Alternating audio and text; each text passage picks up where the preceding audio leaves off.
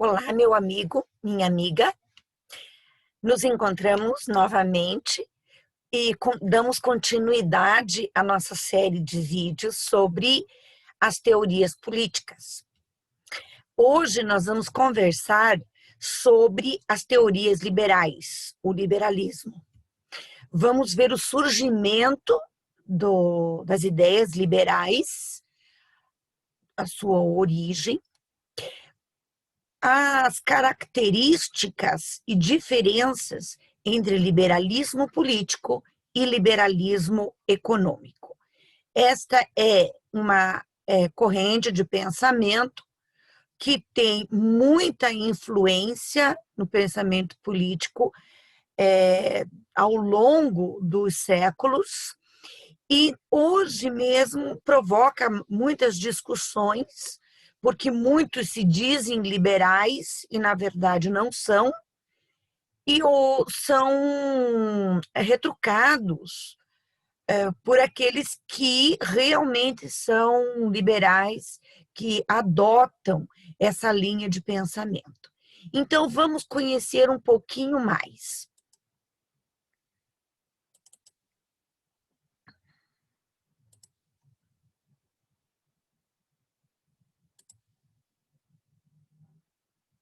Aqui estamos nós, então, né?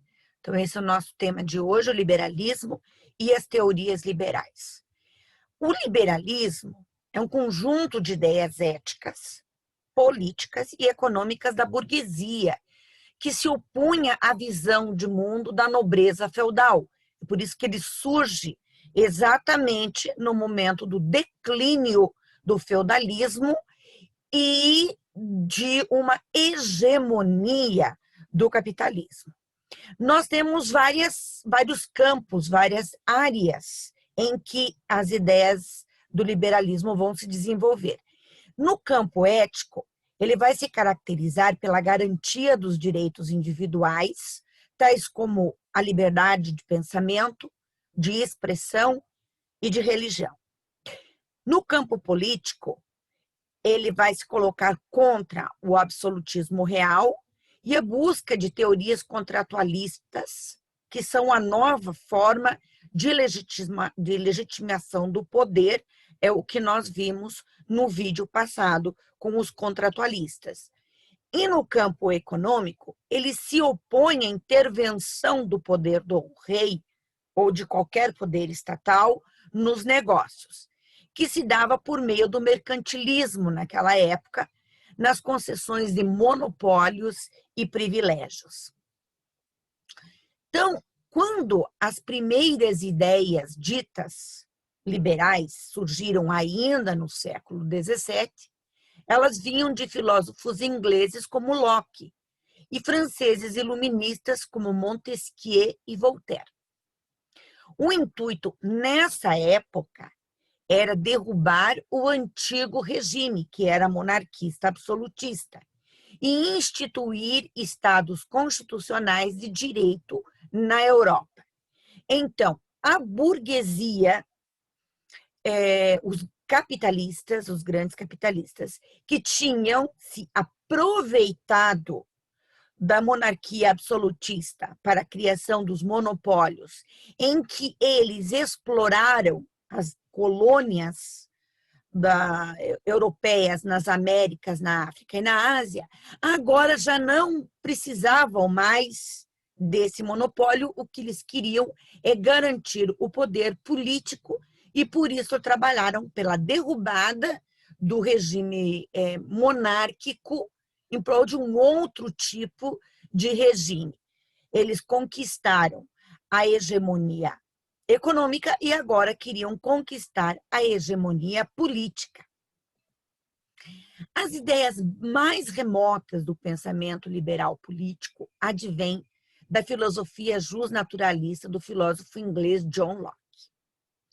Para Locke, o ser humano possui direitos naturais, ou seja, por natureza, que são fundamentalmente o direito à vida, à liberdade e à propriedade. A propriedade privada, para ser legitimada como um direito natural, deveria ter uma função social que atendesse à comunidade. Então, era papel do Estado garantir esses direitos.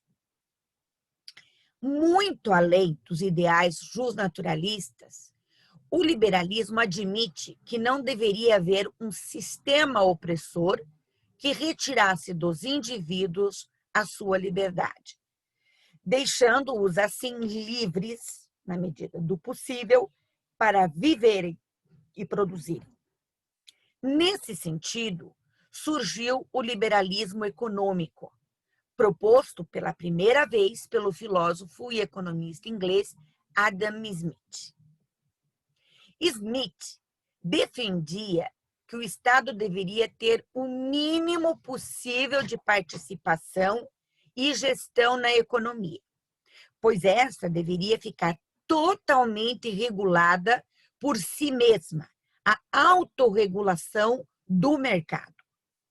Para o economista inglês, haveria uma espécie de mão invisível do mercado econômico que atuaria na regulação de todos os processos econômicos sem necessitar de qualquer interferência externa.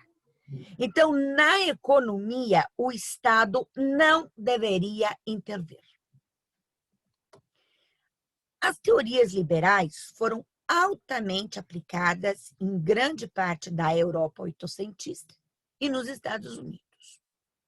Esses eram territórios altamente industrializados que permitiram a manutenção de um sistema capitalista regido pelas doutrinas liberais da época.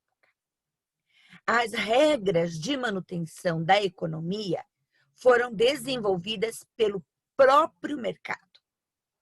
Salários, modos de contratação, preços e modos de venda eram decididos pelas instituições privadas e não deveria haver leis impostas pelo Estado que tivessem validade para todos os casos. O imposto sobre as empresas quase não existia, recaindo, na maioria das vezes, em cima das pessoas comuns, entre elas os empresários, e quase nunca sobre as empresas em si. E isso constitui a essência do liberalismo. Olhem bem, essa é a essência do liberalismo. Por que o imposto não deveria estar sobre as empresas? Porque são as empresas que geram empregos e que movem a economia e que geram a prosperidade. As pessoas físicas, com as suas rendas em forma de lucros, é que deveriam ser taxadas e muito taxadas. Então, é por isso que nós vemos, tanto na Europa como nos Estados Unidos, impostos muito altos para as fortunas, para as grandes fortunas, e não para as empresas. E o mesmo nós vemos na área penal. As penas, elas devem recair sobre os empresários e não sobre as empresas, porque as empresas é que movem a economia. Tudo o contrário do que aconteceu no Brasil, por exemplo, no caso da Lava Jato, que as empresas é que foram penalizadas, gerando, então, avalanches de demissões e de falências. Enquanto o pensamento político, ele garante as liberdades individuais, e enquanto doutrina econômica, garante a liberdade de propriedade e de empreender. Vamos ver um pouco algumas características do liberalismo político e do liberalismo econômico. Então, o liberalismo político se caracteriza pelo quê? Pela liberdade individual, a valorização do progresso, o antropocentrismo universalista, que quer dizer antropocentrismo universalista. Antropocentrismo quer dizer que o homem O ser humano é que deve ocupar o centro. E universalista é que isso deve abranger a todos os seres humanos, todos. O multiculturalismo, quer dizer, a valorização das diferentes culturas, o constitucionalismo e o legalismo, quer dizer, nós precisamos estar regulados pela lei. Nós precisamos leis que devem reger a vida dos homens. Nós precisamos de um legislativo forte e um poder judiciário fortes para criar as leis certas e aplicá-las. O pluripartidarismo, a valorização da sociedade civil, a valorização do contrato, porque ninguém vai querer fazer contratos num país onde eles não sejam respeitados, e a distinção entre o público e o privado. Já o liberalismo econômico, ele é caracterizado pela defesa da propriedade privada, a não intervenção do Estado na economia, a geração de riqueza deve estar em mãos da propriedade privada, do empreendedor privado, não é? Então, aqui nós não teríamos estatais, não é, produzindo riqueza, porque isso é tarefa da propriedade privada, não é? E nem regulando, não é? Quando ele só é levado ao extremo, no caso do neoliberalismo, então não há nem sequer regulação por parte do Estado da atividade econômica. A defesa da livre iniciativa, por ende, da empresa e da concorrência. A crença no mercado e desse espontaneísmo do mercado, que o próprio mercado ele se autorregula, e o lucro como motor da economia. Então, aqueles que fazem a economia mover-se, o fazem em função do lucro. O que eles querem é o lucro. E então, é por isso que eles precisam ter lucro. É importante que se valorize esse elemento, porque é isso que vai fazer a economia girar, a economia se aquecer. Nós temos, entre os pensadores, por um lado, muitos que dizem que liberalismo político e econômico andam juntos e se somam. Por outro lado, há pensadores, né, que pensam o contrário. Por exemplo, Romildo Bueno de Souza diz que liberalismo político e econômico não se somam. Antes, repelem-se. Por quê? Porque o primeiro, o liberalismo político, não admite exclusão social. Já o liberalismo econômico promove-a inevitavelmente. Essa ânsia de lucro faz com que a riqueza vá se concentrando cada vez em menos mãos. E isso vai provocando, vai tendo como consequência a exclusão social. Nos últimos anos, no século XX já, o liberalismo democrático foi aquele que mais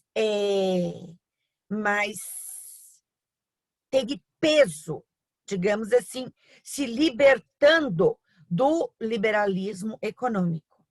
Ele abandona a ideia de que a liberdade se baseia na propriedade, como no liberalismo de John Locke. Para o liberalismo democrático, a liberdade se funda na igualdade.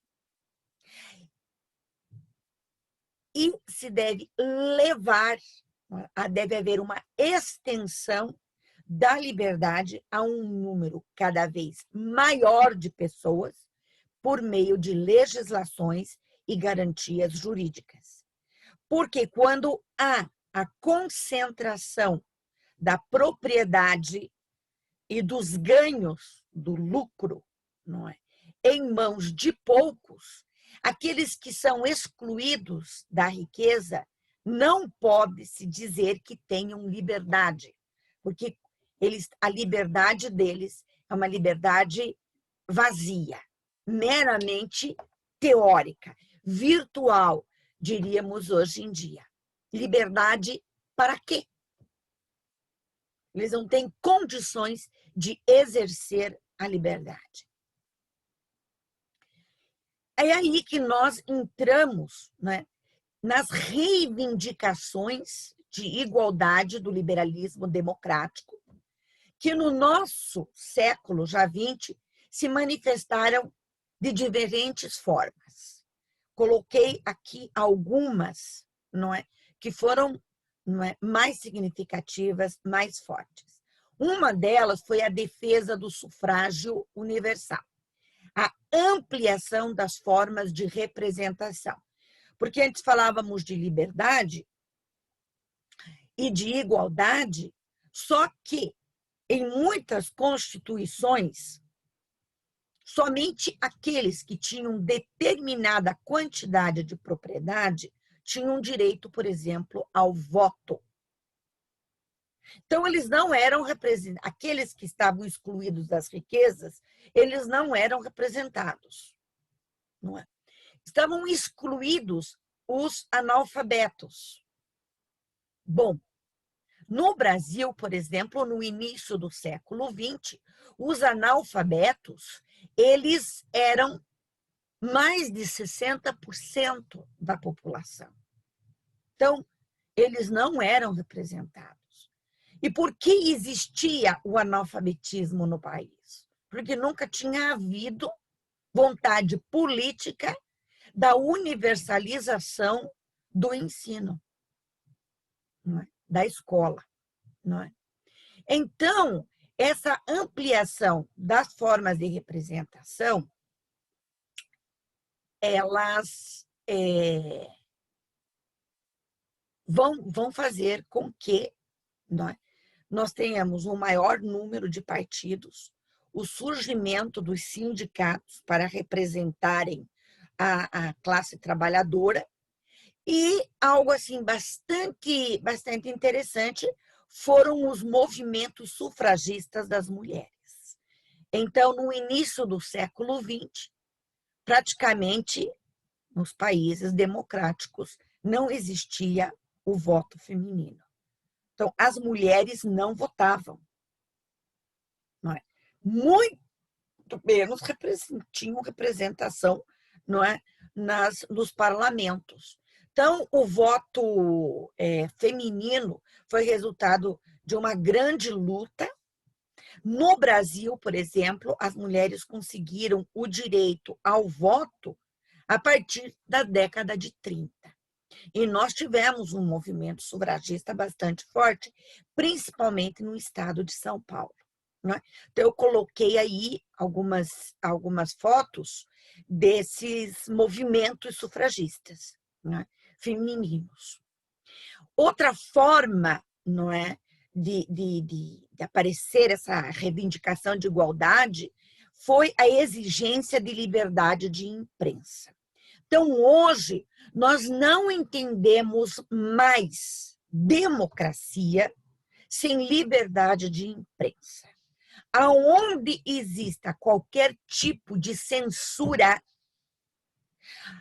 a imprensa, a expressão é sinal de que aí não há democracia. Já em algum outro momento eu falei sobre isso, muitos brasileiros afirmam que no Brasil, depois do golpe de 64, nós não tivemos ditadura, mas nós tivemos um regime militar. Bom, um sinal claríssimo de que não era democracia, que era uma ditadura, era exatamente a inexistência da liberdade de imprensa. Não é?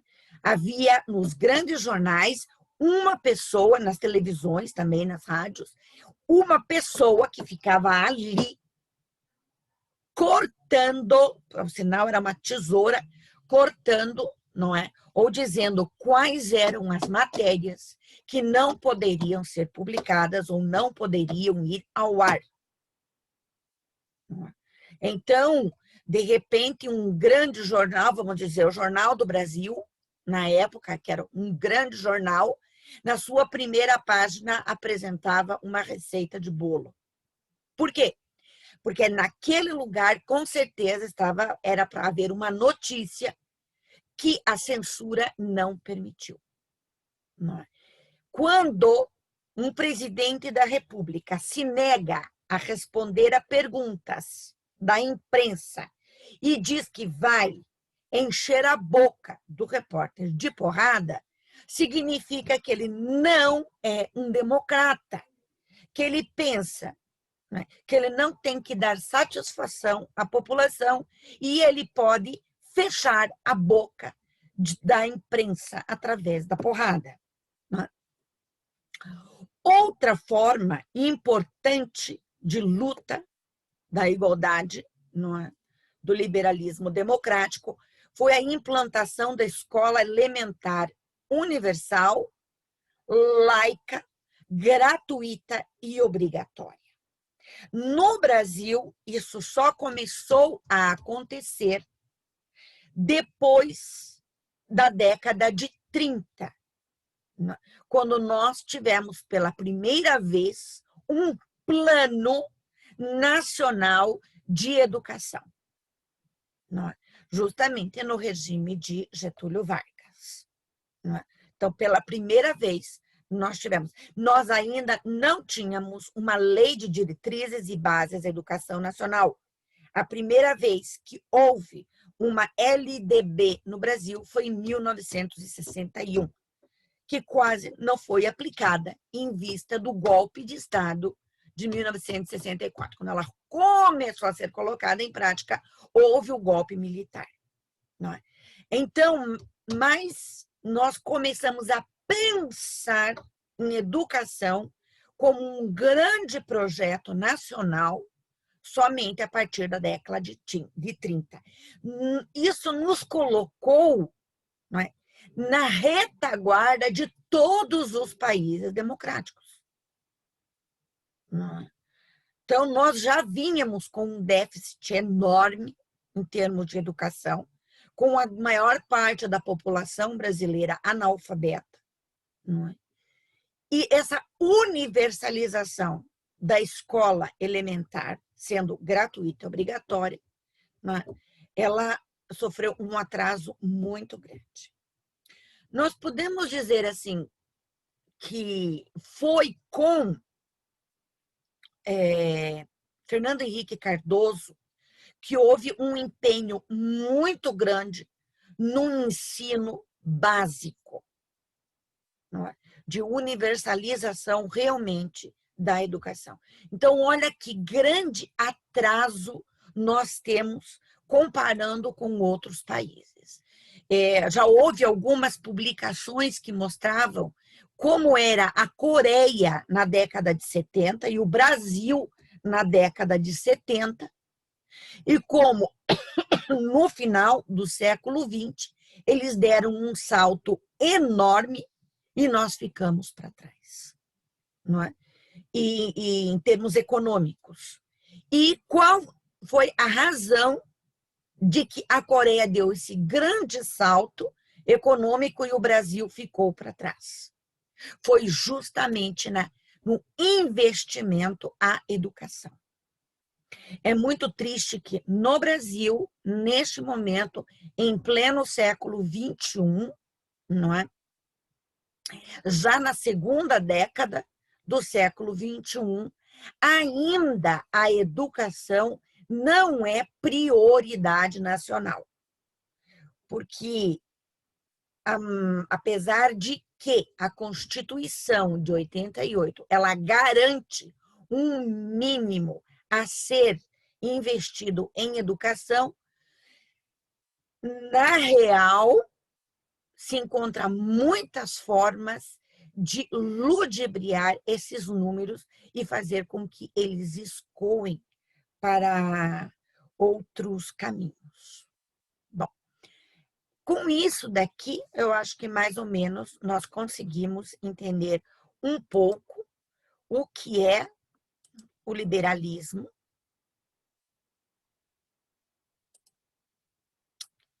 Eu estou perdida.